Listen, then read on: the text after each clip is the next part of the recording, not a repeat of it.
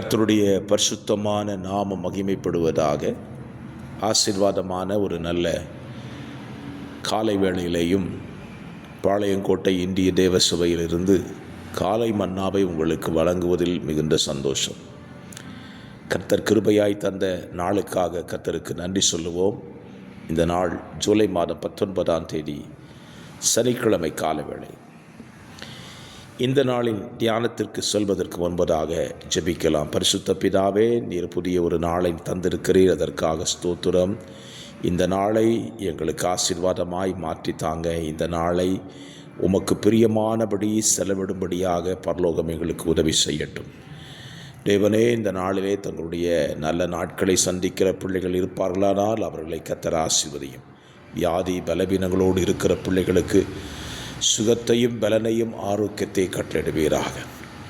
இயேசுவின் நாமத்தில் பிதாவே, ஆமென். இந்த காலை தியானத்திற்காக யோசுவாவின் புஸ்தகம் 8ஆம் அதிகாரத்தை நீங்கள் வாசியுங்கள், தியானியுங்கள். 35 வசனங்கள் நிறைந்த ஒரு அதிகாரம்.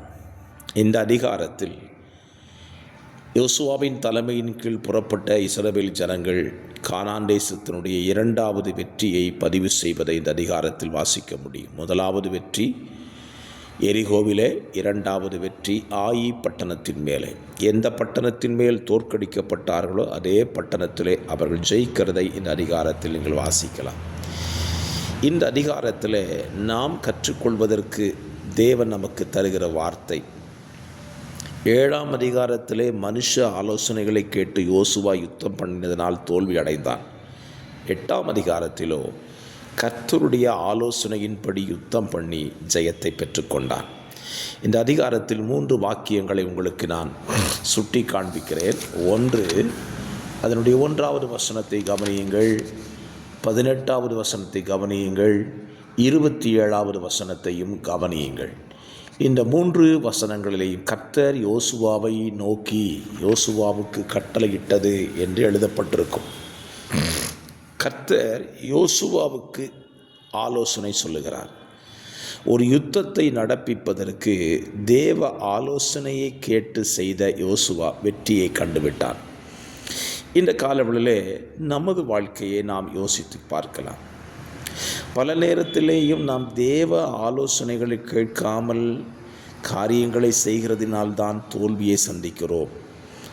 ஒன்றில் நமக்கு நாமே ஆலோசனை கர்த்தராய் இருப்போம், அல்லது மனிதர்களை ஆலோசனை கர்த்தர்களாய் வைத்து கொள்வோம். மனிதர்கள் சொல்லுகிறபடி செய்துவிட்டு அதிலே தோல்வி அடையும் போது கர்த்தரை குறை சொல்லுவோம். ஆனால் யோசுவா நமக்கு சொல்லிக் கொடுக்கிறான், இல்லை, கர்த்தர் சொல்லுகிறபடி நீங்கள் செய்து பாருங்கள், நிச்சயமாய் வெற்றியை காண்பீர்கள்.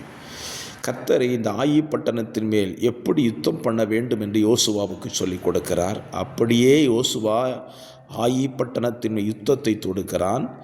தொடுத்து யுத்தம் நடந்து கொண்டிருக்கும் பொழுதே கர்த்தர் ஒரு வார்த்தையை சொல்லுகிறார். ஆயி பட்டணத்துக்கு நேராக உன் ஈட்டியை நீட்டு என்றுகிறார்.